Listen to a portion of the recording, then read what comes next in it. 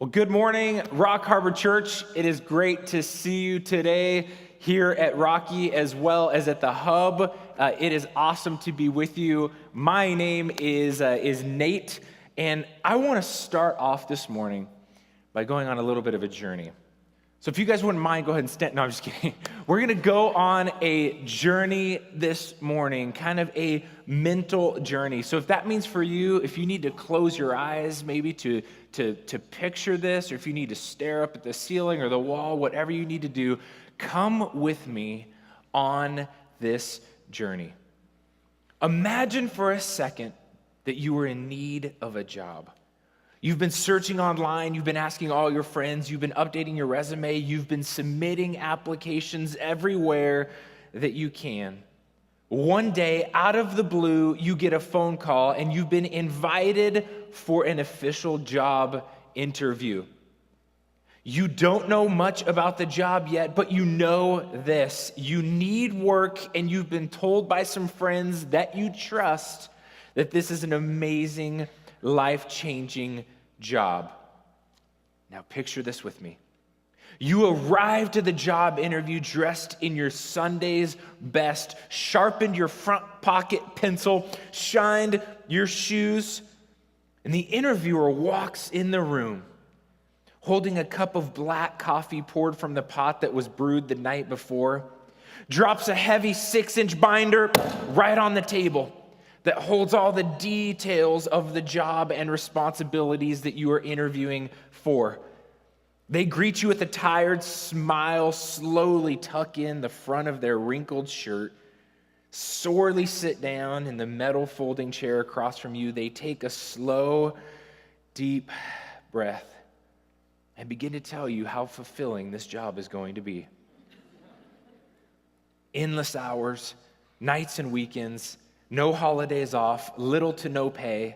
There will be unending negative feedback along with consistent write-ups for shortcomings and failures within your job. You pause. In this moment, you feel your pulse beginning to race, your palms are sweaty, and you're second-guessing even walking through the doors. So now tell me, how many of you would stand up and walk out of that job interview right then?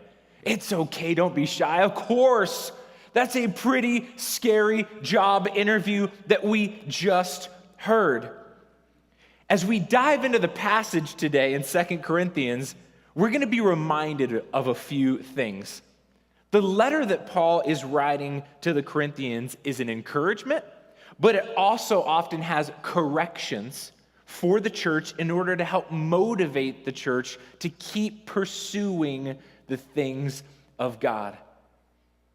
This chapter is full of encouragement and some correction as we pursue the things of God. However, it can sometimes feel like that job interview. It can sometimes feel like you are walking into that place. Because in this moment, in this chapter, things have gotten very difficult for those who, follow Christ. The church is divided and followers are growing fatigued in this endless persecution for their faith in following Jesus. So in this chapter, Paul is going to lay out some somewhat heavy reminders of the commitment that they have made, the commitment that we have made as followers of Christ. But the commitment that we have made is the ministry of Jesus. He is reminding us the commitment that we have made in pursuing the ministry as Jesus. So if you have your Bibles today, if you could go and pull those out, we're going to be in 2 Corinthians chapter 6, verse 4. If you have your digital Bible, go ahead and open that at this time. Close Twitter and Facebook and Instagram. We're going to be in 2 Corinthians chapter 6, verse 4. So let's read this out together. Let's dive right in. As servants of God, we commend ourselves in every way. Commend is commit. So we commit ourselves in every way by great endurance in afflictions, hardships, calamities, beatings, imprisonments, riots, labors, sleepless nights, hunger, by purity, knowledge, and patience, kindness with the Holy Spirit, and genuine love, by truthful speech and the power of God, with the weapons of righteousness for the right hand and for the left, through honor and dishonor, through slander and praise, we are treated as impostors, yet are true. Okay, thank you. So we just got a little reminder of what this job is going to look like. We got a little reminder of what this is going to look like. And if we start right there, if we start on verse 4, it can feel like that binder slamming on the table going, here is your list of responsibilities. Begin. But let's go back up to verse 1 because it's very important that we start at verse 1. It says, working together with him, then we appeal to you not to receive the grace of God in vain. That sentence is so powerful. The very first line, it's easy to skip right over what that says. Working together with him. We have established and we are reminded that the God of the universe, the creator of all things, has not only given his son Jesus to pay the price of sin and death, but now through Christ we have that personal relationship. And now what is this reminding us is we are working together with him. How powerful is that? Together with the God who created all things, sent Jesus to pay the debt, is working with us and sharing the gospel of Christ. Then it goes on, we appeal to you not to receive it. So don't just take hold of it. Don't just learn it of the grace of God in vain. So what that is telling us is don't just know it here and feel it here and do nothing with it. This is calling us to do something with it. And this morning, some of this is, pretty heavy.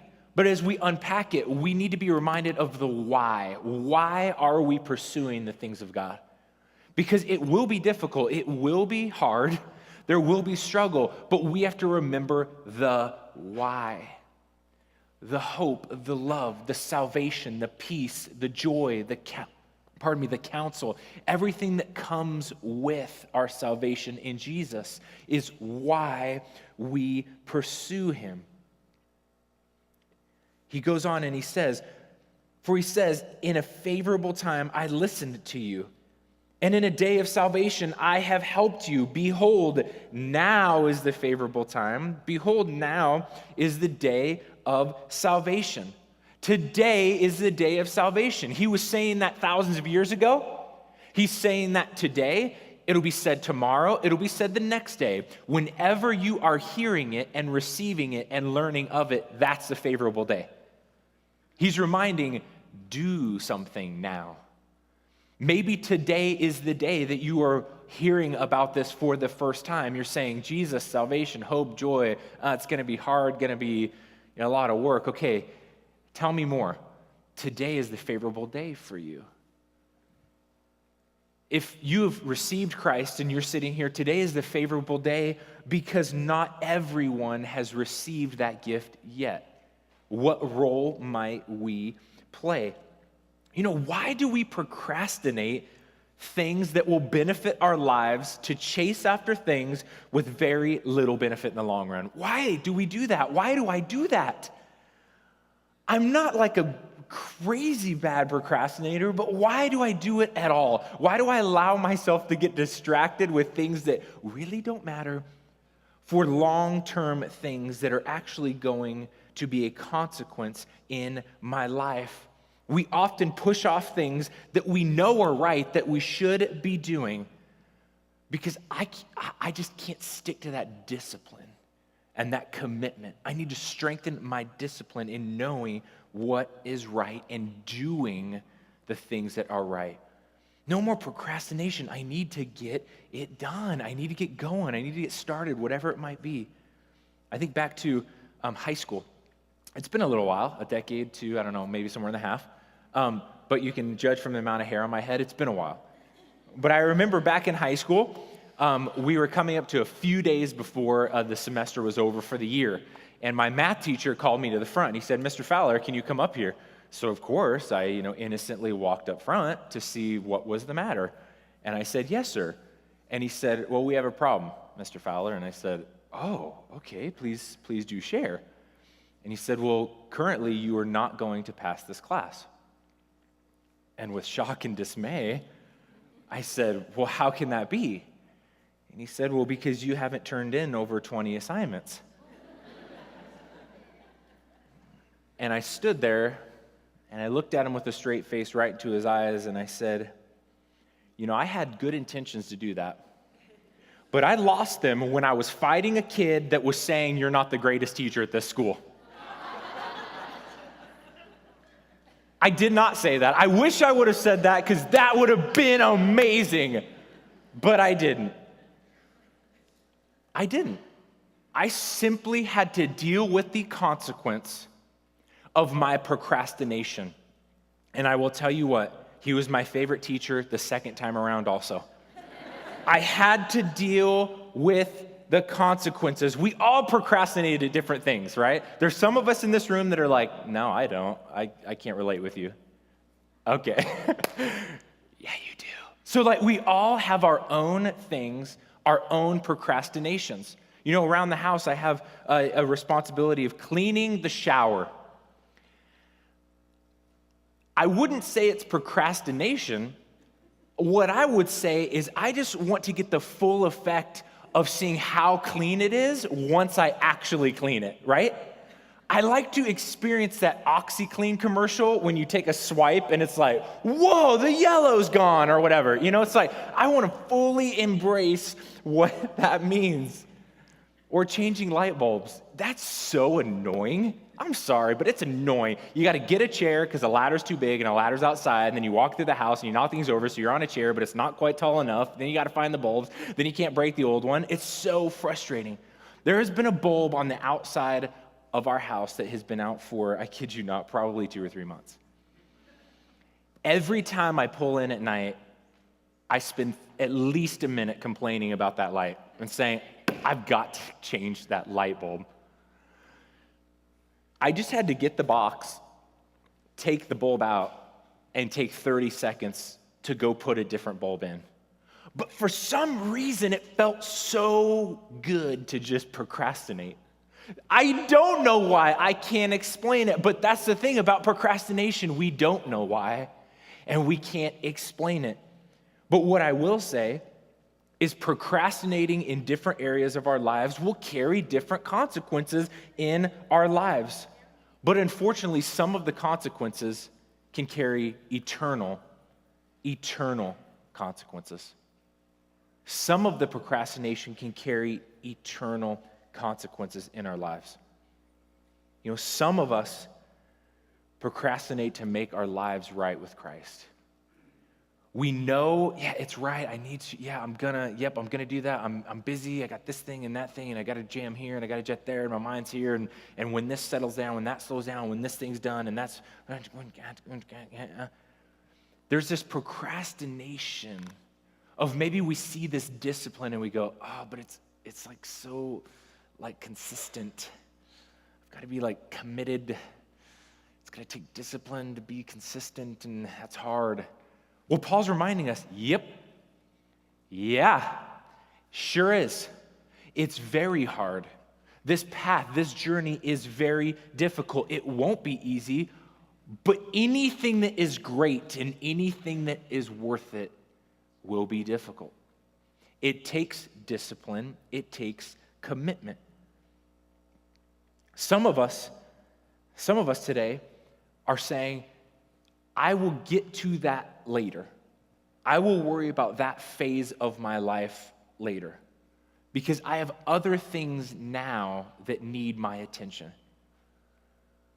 But imagine how much greater the things that we're paying attention to now will be when we're working along with the Lord, with the God of all creation who has designed that path and that journey for us. How much greater will it be to do that with Him than put it aside for later? If you've already received salvation through Christ, then now is the time for someone else to give their lives to Christ. And what role can I play in that? Maybe that's the question we need to be asking ourselves today. That might be the stirring that spurs us forward, saying, okay, I've received Christ. I know that I am navigating this journey. Yeah, it's hard, but I'm committed and I'm faithful. But someone else needs to hear about the salvation of Christ. What is my role in that? Because it goes back to verse 1 where we started this whole chapter. Don't receive the grace of God in vain. Don't just hear it and know it and feel it, but do something with it. Why? Because that is what God did for us first. Do something with this gift. Here's some paradox that Paul explains when we pursue the ministry of Christ. It goes on in verse 8 and it says this: through honor and dishonor, through slander and praise, we are treated as impostors and yet are true, as unknown and yet well known, as dying and behold we live, as punished and yet not killed, as sorrowful yet always rejoicing, as poor yet making many rich, as having nothing yet possessing everything. That's some heavy paradox. But what's even heavier is that Jesus was the most loved while at the same time the most hated figure in all of history.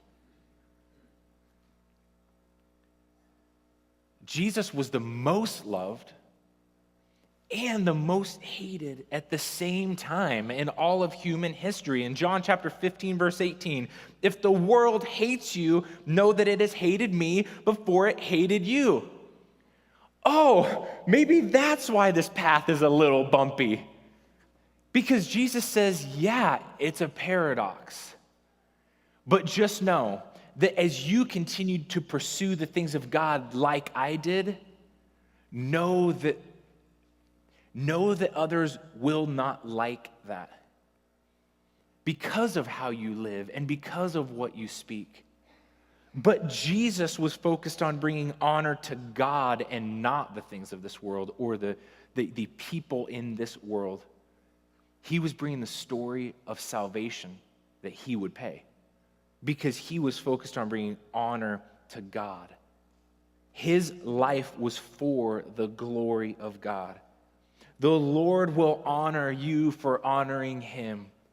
That is where the honor is. He will honor you for honoring him. To put all that aside, say, man, my life is for the glory of the Lord. Even though I know it will be difficult, it will be worth it. And at this point in the chapter, at this point in the whole book, we know that the church in Corinth was not very happy with Paul. Not very happy with Paul. Paul was dropping some truth bombs, right? Just kind of dropping some, oosh, yeah, called you out, like, ugh. And as you have a truth bomb, if you're called to the table, so to speak, that can be very uncomfortable, but that doesn't change the truth. That doesn't change the truth of God. In verse 11, he says, we have spoken freely to you, Corinthians.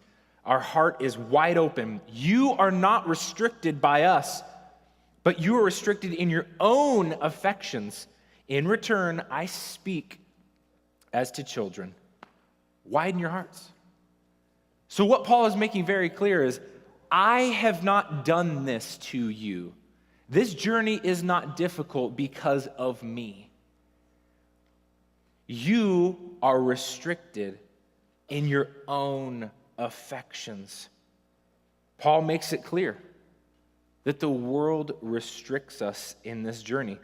In 1 John chapter 2, verse 16, for all that is in the world, the desires of the flesh and the desires of the eyes and pride of life is not from the Father, but is from the world.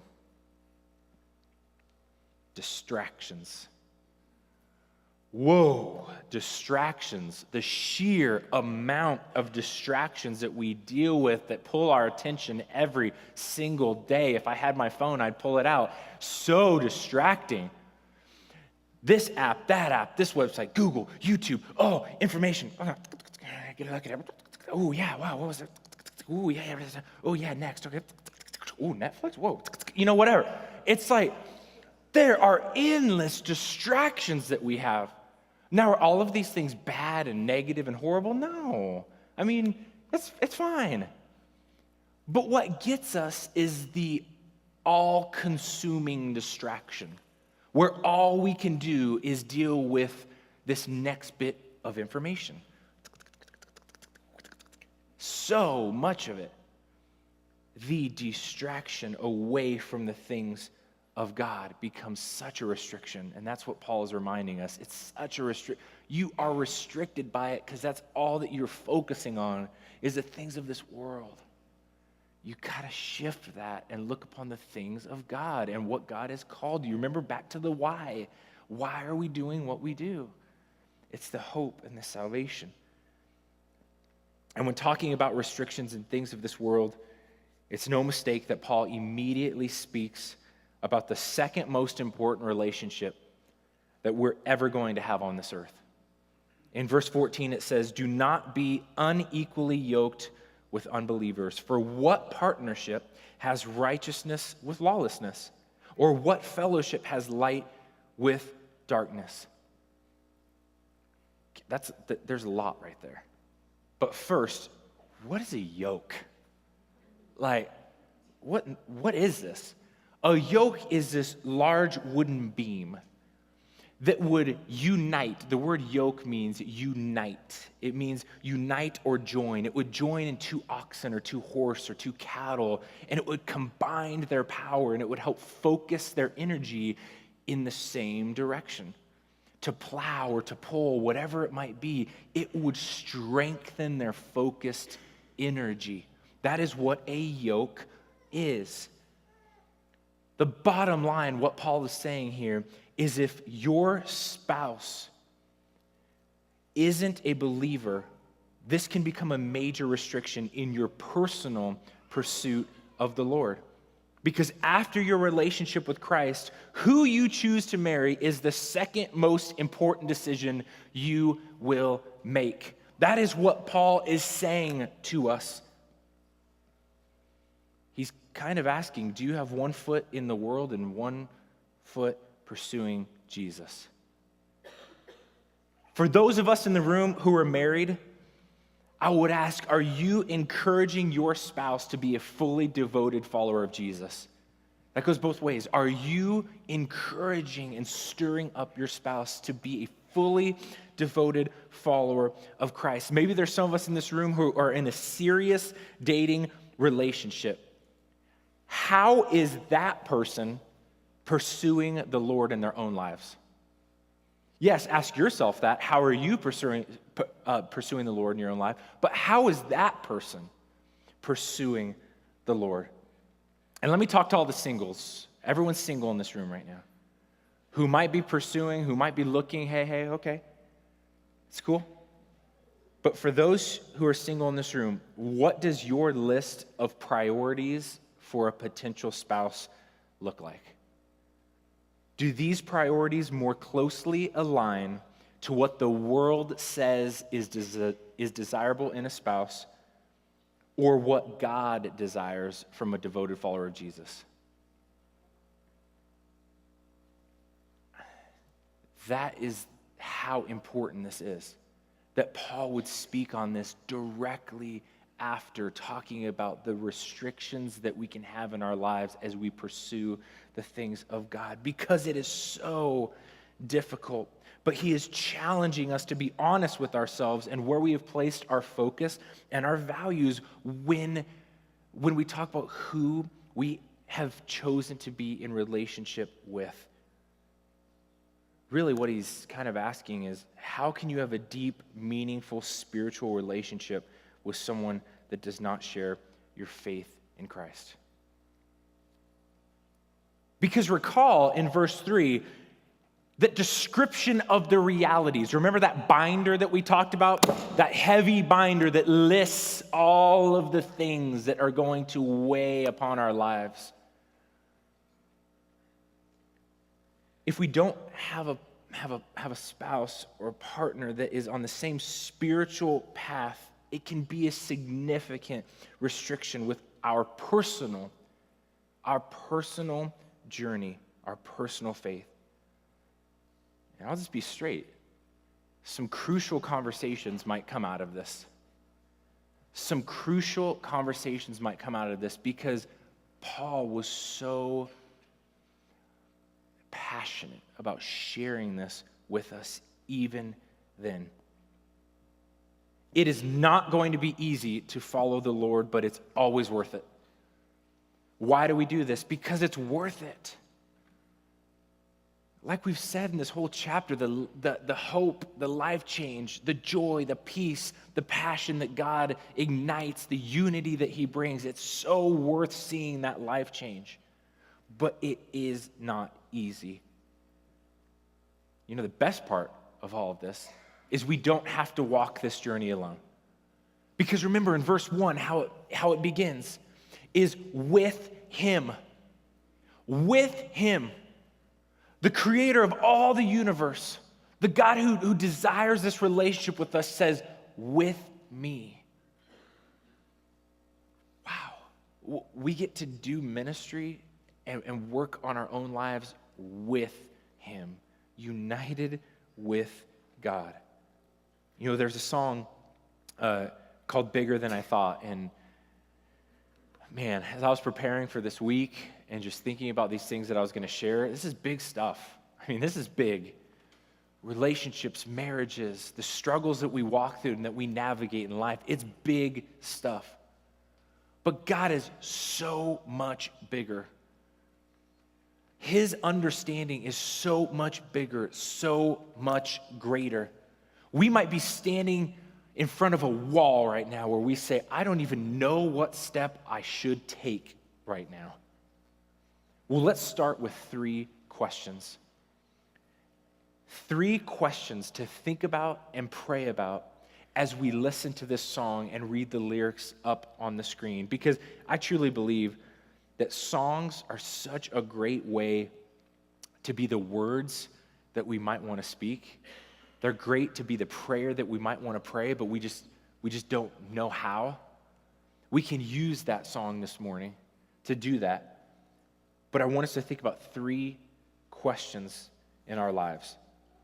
Is the person I'm in a serious relationship with pursuing Jesus in the same way that I am pursuing Jesus? So it makes us look at how we're pursuing, but it also makes us examine how they are pursuing. Am I sincerely and desperately praying for my spouse that isn't a follower of Christ? And am I setting a clear example of what it is to follow Christ? How can I stir my spouse to become a more fully devoted follower of Jesus? Big questions, big stuff. But God is bigger. He is greater. And yet he wants to work with us.